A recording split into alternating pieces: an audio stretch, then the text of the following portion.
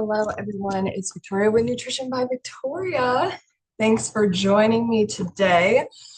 For those of you who don't know me, I have a Master's of Science in Human Nutrition, and I specialize in helping you to build a high functioning metabolism. So that you can have your cake and eat it too. Everybody wants to be slim, lean, fit, and healthy. And it's possible without drugs, without starvation, by simply learning how your metabolism works and then what you need to do to support it functioning at a high level. So, in today's video, we are going to be talking about the latest in bodybuilding news. Jodi Vance, who was a bodybuilding competitor, died at the Arnold Classic, and she was only 20 years old. So, today we're going to talk about why she died and maybe some things that could have been done to prevent her death. So, I just want to mention briefly that I've been able to get out on my bike lately. It's pouring down rain now, but we had a glimpse of spring pop up since I came back from my vacation. And if you guys follow me on my Instagram, you'll see that I've been posting myself outside, exercising again. I went for a jog and I just went for a quick bike ride. I take my son out on the bike, and just getting out in the fresh air and exercising outside is totally different than working out inside. I'd say that working out inside is a good way to maintain your current fitness level, maybe even build upon it depending on, where you're coming from. But getting outside in the fresh air, pushing yourself against the elements, nothing beats it in terms of building VO2 max. Okay. So just wanted to add that there. For those of you who live in the United States, as we are moving into spring, to get out there and move your body. Okay. So this is from the US Weekly, and I don't really like to use, these kinds of news articles for information, but the majority of reports that have been done about Jodi has come from, these kind of sources. So we're just going to take a look here. This is Jodi Vance, bodybuilder, who has died at age 20. Her trainer reveals what transpired before her death. So let's just read a little bit about her here. Her heart stopped due to complications of severe dehydration. And apparently she was in the hospital weeks prior for the same issue. And then this is showing 2 days before her death. She uploaded a photo from the Pros Gym in Columbus, Ohio, where the Arnold Classic was at the bodybuilding competition. She showed off her muscles, flexing her arm in the image ahead of the Arnold Sports Festival. She did not compete here. Okay, but we can see, usually when a woman has ab definition, there's something going on. Whether it is taking of performance enhancing drugs, or there is some manipulation of the diet here. But in general, abs on a woman generally indicates that estrogen levels are very low and that there's dehydration present as well. Because when a woman is running a healthy diet, and you can see when I show my abdomen, I have some ab lines, but I don't have a full-on six-pack. And that is because I have healthy hormones and I'm at a healthy body weight. So you really want to aim for just being in a normal BMI range. You don't want to be underweight, which can impact your hormone levels. You want to be within a normal BMI range. And you can still get pretty lean, at an 18.5 BMI, which is the cutoff for being at a healthy weight, or, ideally like a 19 BMI. Whenever I am not breastfeeding or pregnant, my weight naturally falls into like being in the 19s in the BMI range. Right now I'm in the 20s. And that just comes from, eating all the carbohydrates that I want. So you can be lean and healthy without having to do anything extreme. So it's so sad too how young this girl is. But this kind of definition on a woman, this is performance enhancing drugs. Okay. We aren't, when a woman takes anabolic hormones, we can put on muscle very rapidly because we have receptors for estrogen, right? That love to take up estrogen because that's what we are designed to do as women, is have fluctuating estrogen levels to support, pregnancy. So I guess when a woman takes anabolics, the effects show pretty rapidly. And I don't know, exactly what she was taking, but there is some signs here that, there's something exogenous going on. Okay, let's see here. Is Mahali the coach? I think so. Mahali. Is that the name of the coach? Let's see here. What doesn't say. Let's see. Just want to make sure that I am giving you guys the right. Yeah, Justin Mahali was her fitness coach. And he is saying here that Vance made a significant error in her training process, aka likely the taking of pharmaceuticals, or not pharmaceuticals, but performance enhancing drugs is what I'll call it. So this is her coach. I was listening to a podcast that was done about this, that was sent to me from one of my viewers who alerted me to this incident. And it was said during that interview that this coach supported the use of a drug called DNP. So we are going to pull that up here. DNP, which stands for 2,4-dinitrophenol, is a drug that's sold illegally as a weight loss supplement. They target bodybuilders and extreme dieters and promise miracle results. DNP is very dangerous and can be potentially lethal to even young, healthy adults. So there is speculation that Jodi was taking this DNP along with diuretics. Okay, which, to get to, the level of leanness that these bodybuilders need to be at to compete, so that you can see all of their muscle development, it's very dangerous.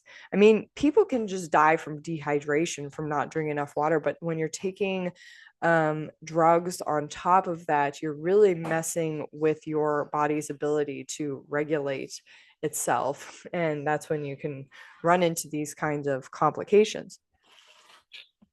Okay, so let's go down a little more. The trainer says we want to make sure this never happens again. So maybe he should stop promoting the use of DNP. Jodi used 2 extremely hazardous substances to improve her physique, I assume just for the Arnold Expo, without my knowledge or my approval. And she didn't compete in the Arnold Expo either. So, unfortunately, and that's what the coach is saying here, there was no reason that she should have been dehydrated. But the thing is when you get used to looking a certain way, and I can attest to this because when I was very lean. I probably am sitting right now at about 150 pounds, and I'm 6 foot tall. And at my lightest, I was 125 pounds. And to get there, I was doing a lot of fasting and low carb eating and taking caffeine in the form of like green tea. At that point, I wasn't doing anything like taking any kind of supplements. I just, starved myself down.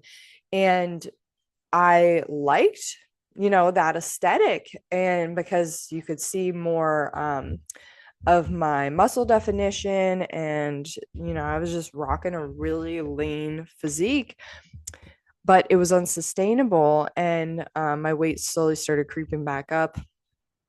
And then I decided to just go all in and fix my metabolism because the weight gain was just continuing anyways. And that's when I really ballooned out. So I went from 125 pounds to probably about 185 pounds. And after I plateaued, my weight started to come back down, and where it's leveled off, where I'm currently sitting at is where I was when I graduated from high school. So I'm really happy with that. And I'm still breastfeeding too, which means that my body is going to be favoring a bit more fat storage to ensure I have sufficient milk supply.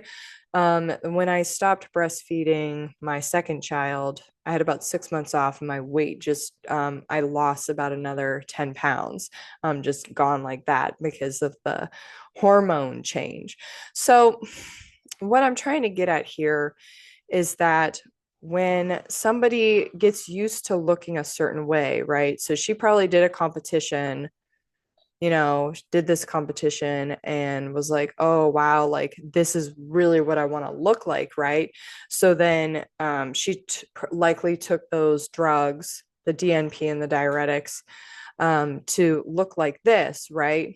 Dehydrate herself, encourage more fat burning, because that's what the DNP does. It's extremely dangerous, though. We're going to get to talking about that in a minute. Let's see if I can find like a before and after of Jodi Vance. But you get used to looking a certain way, and then when you gain weight, it's like devastating, and you're like, who is that looking at me in the mirror? And I think that the body dysmorphia gets really triggered when I don't know if I'm going to be able to find anything. Here we go. This is her.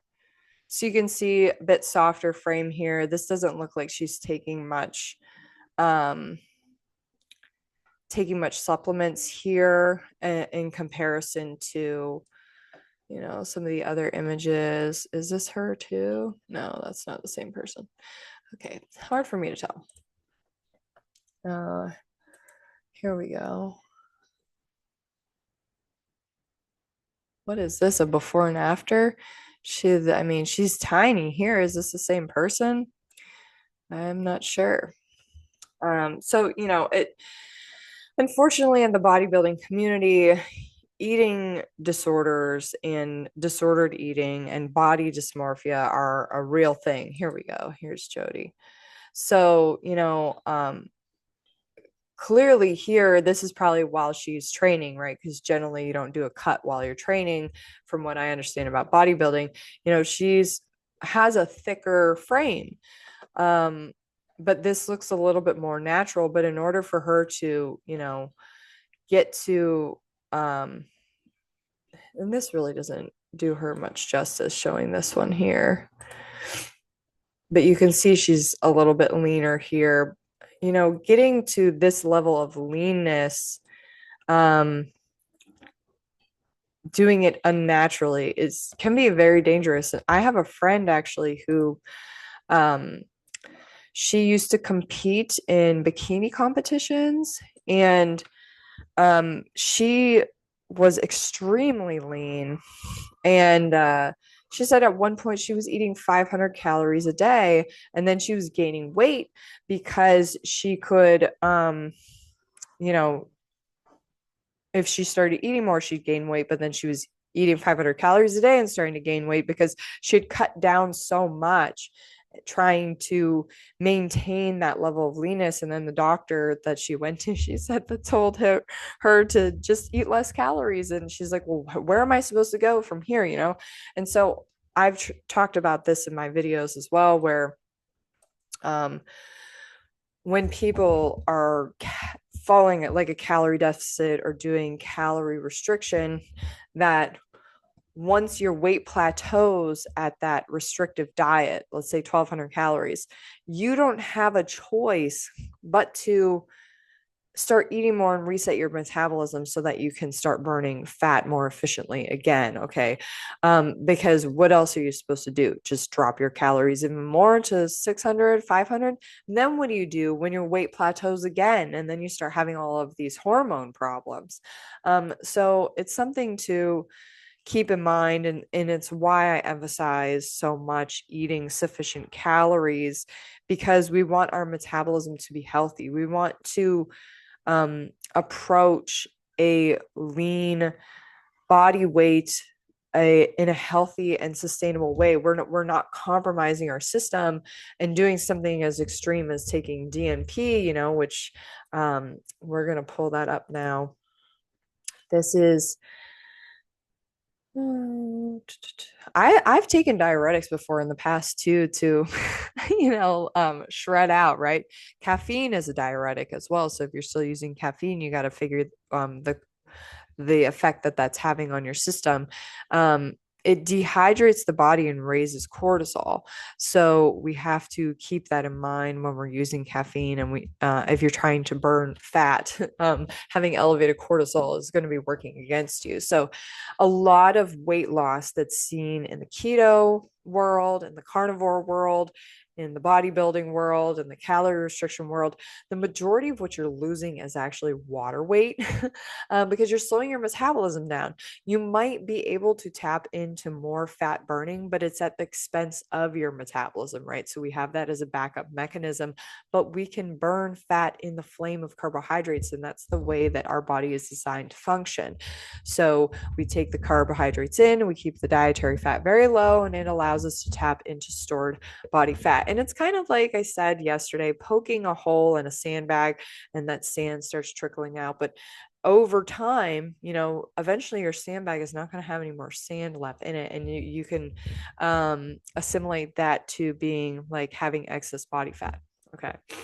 So this is from the National Library of Medicine: Russian roulette with unlicensed fat burner drug, DNP, evidence from a multidisciplinary study of the internet, bodybuilding supplements, and DNP users. So it says that DNP poses serious health risks to humans. Let's go to, and it says that the reason why it's being used is because epidemics of obesity have been documented in developed countries. So people have been seeking out pharmacological aids for weight loss. And instead of, seeking out the holy grail diet that works, which is a high carb, low fat diet. It says, epidemics of obesity have been documented in most developed countries, thus finding efficient but safe pharmacological aids to weight loss is in the focus of the involved healthcare systems and the holy grail of obesity research.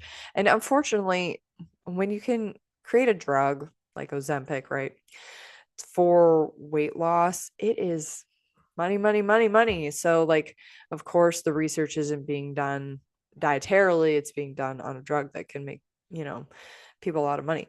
Anyways, however, agents that are effective for weight loss often have severe side effects, and this is why you don't want to take experimental drugs, particularly experimental weight loss drugs, because whenever you do this, including whenever you just cut corners to lose weight, restrict your carbs, restrict your calories. Listen to Dr. Ashley Lucas talk about how carbs are bad for you, or anybody else in the internet. You are sacrificing your metabolic rate. You're just putting a band-aid on the symptom, which is insulin resistance, right? We want to encourage our body to be insulin sensitive. And you guys know what's up. Insulin sensitivity comes from eating a diet that is sufficient in carbohydrates and low in fat. And insulin resistance is created from consuming a diet that is insufficient in carbohydrates, aka a starvation style diet, a restrictive style diet, right? According to the dietetic factors influencing the glucose tolerance and the activity of insulin by H.P. Hemsworth, right? Sugar tolerance is impaired by starvation or the taking of diets high in fat. So whenever you're listening to people on the internet, on social media, talk about the diet that they recommend for weight loss, if they're demonizing carbohydrates and encouraging you to eat healthy fats, they're literally just putting a band-aid on the problem, right? We're not fixing the underlying insulin resistance. We are just making it so that we aren't spiking your blood sugar. We're making it so that insulin doesn't have to do its job. All right. But insulin wants to do its job. It wants to do its job right. Wants to be able to take those sugars that spike your blood glucose, right, and put them into your cells. Because spiking your blood glucose is not an issue. The problem lies in if that number stays elevated. So you just want it to come down. When you are going in and having your blood glucose tested via an oral glucose tolerance test, they're not testing your blood glucose right after you drink this beverage, right? Right at the halfway point, the 1 hour point.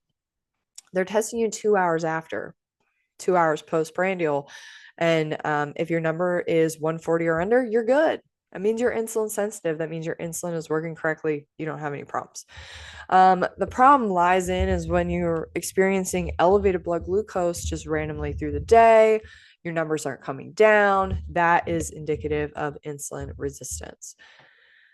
Okay, so going back to DNP here. Let's see here. Okay. Okay, so it's saying believing that freely available supplements are not harmful, particularly when from a natural source, people often turn to herbal dietary supplements that promise weight loss by boosting metabolism and or suppressing appetite. Yeah, I mean, I used to work in the supplement industry and that's how they would market the products. Nonetheless, commercially available dietary supplements with weight loss claims have long been suspected for contamination with booster agents, and thus it was conceivable assumption that DNP could be used as a booster agent in supplements sold as natural or herbal weight loss aids. Well, that's scary, but you don't need to take that stuff anyways, you just need to eat the right foods. Eat sufficient carbohydrates, eat a low-fat diet, do some exercise, make sure you're getting enough sleep. So you're rowing your boat in the direction of insulin sensitivity. Okay, let's see here. This says DNP is a manufactured odorless yellow chemical that does not occur naturally in the environment. It was used in medical practice until the late 1930s to treat obesity and was subsequently withdrawn owing to its severe toxicity.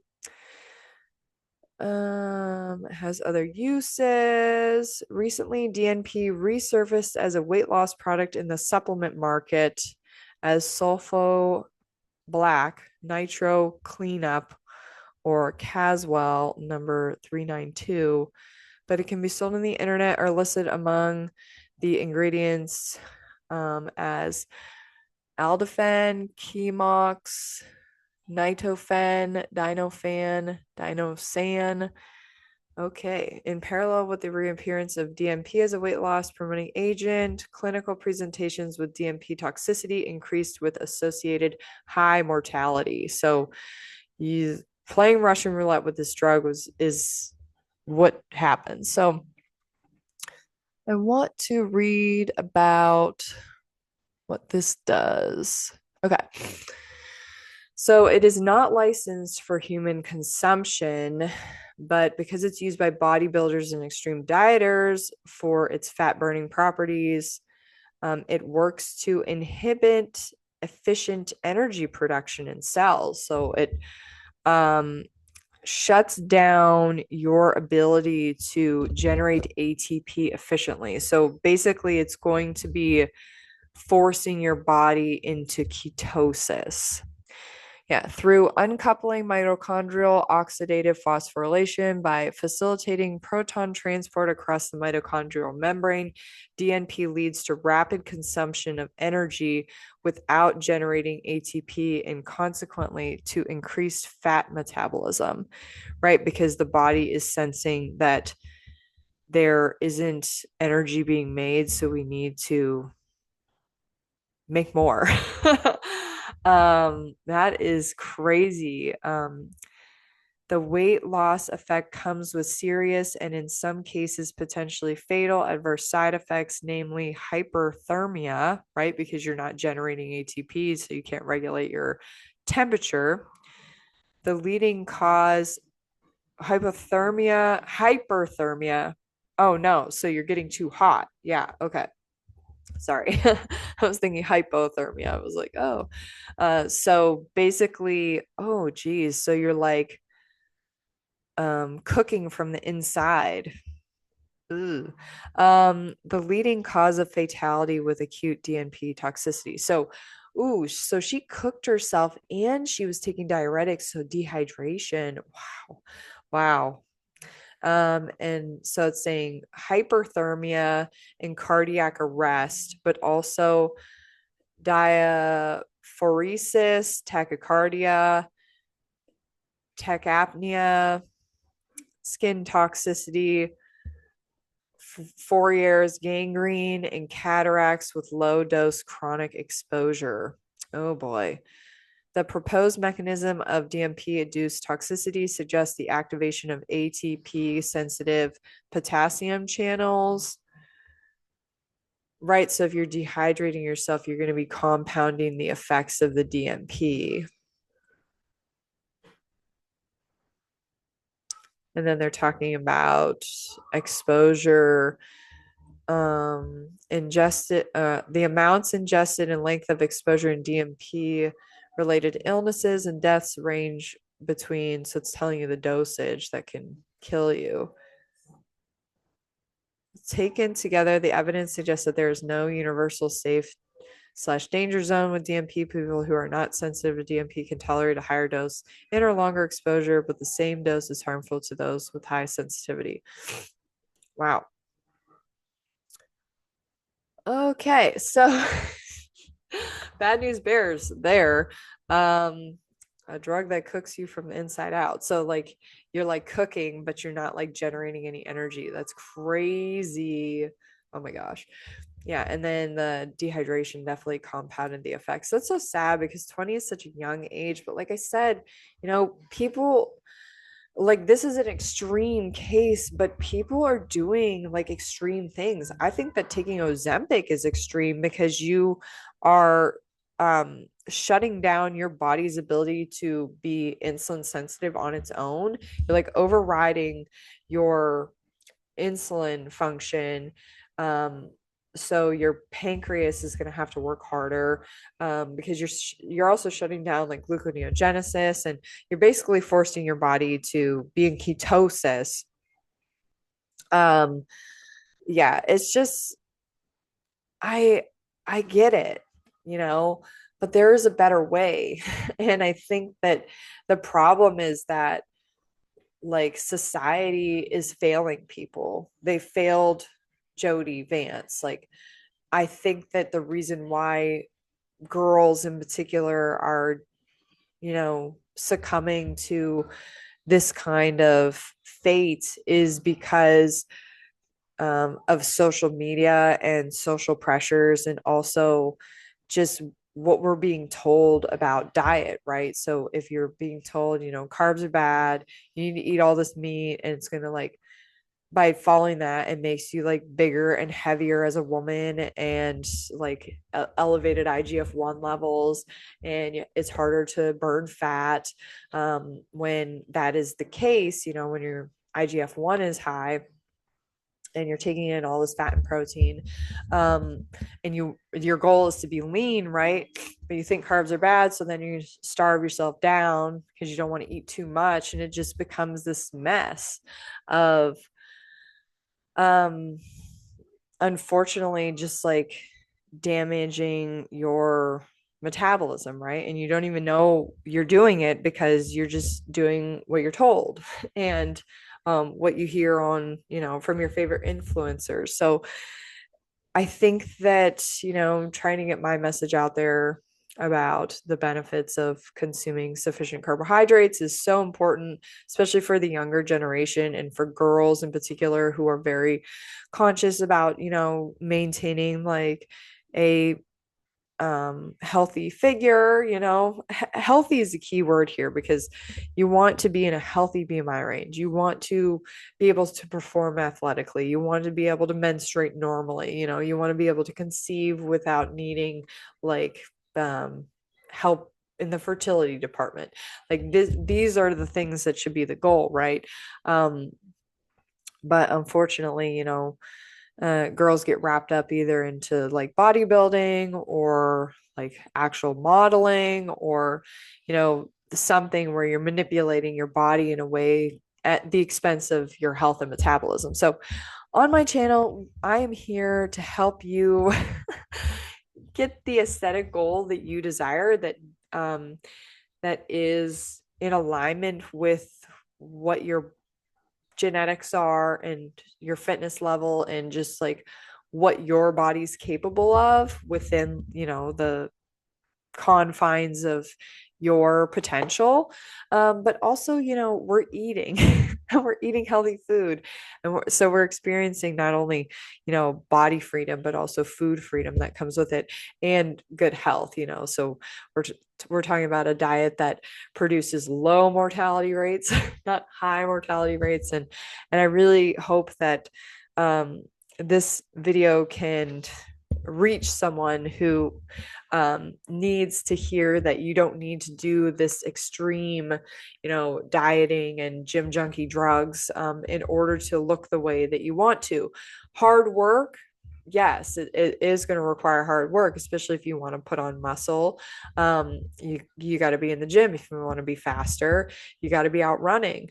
But do the activities that you enjoy, work on the aesthetic that you desire, but also like support your body and support your metabolism in a healthy way in the meantime, right? So by eating healthy foods that support your metabolism and its ability to function properly. So we're talking high carb, low fat foods, fruits, vegetables, starches, legumes, sugar to taste. And some people are here and doing the lean animal pieces thing, and if that's part of your transition, then so be it. I'm here to support everybody on their journey for achieving a fit, healthy, lean body. Okay, so that's it for today's video.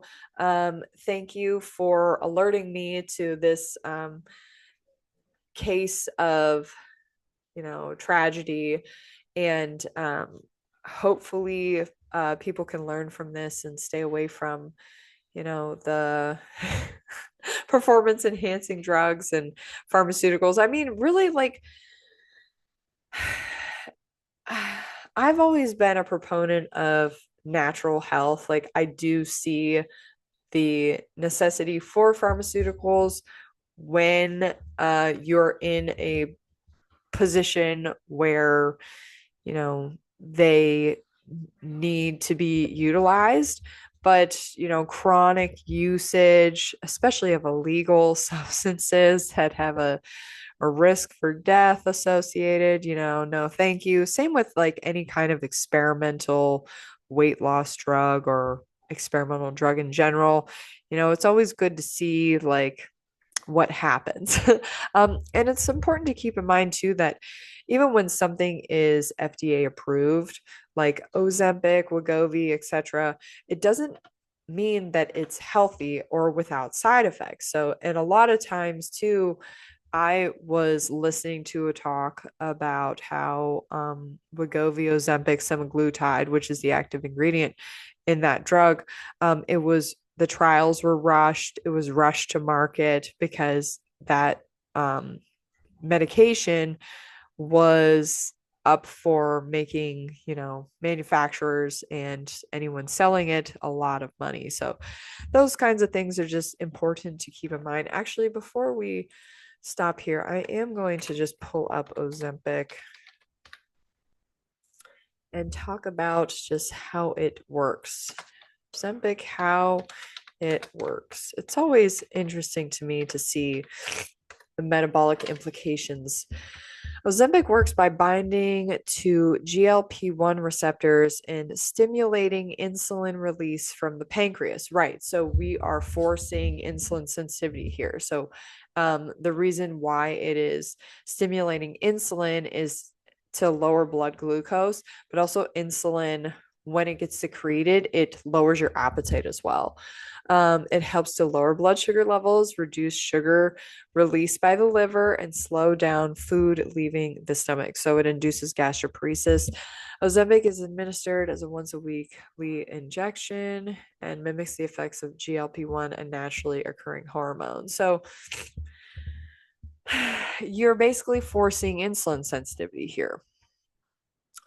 Reducing sugar release by the liver, that's shutting down gluconeogenesis. So the diet that I suggest creates insulin sensitivity without you needing to take a drug or having, like, I know somebody personally who's taken semaglutide and they wouldn't eat.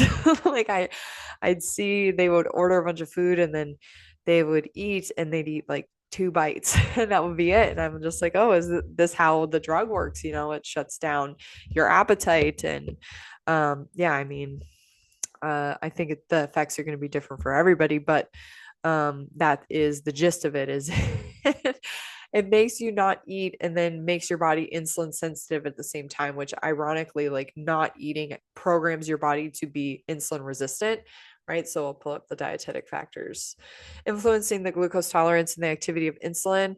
Yeah, it says here that sugar tolerance is impaired by starvation. So when you don't eat, okay, so you're calorie restricting, right?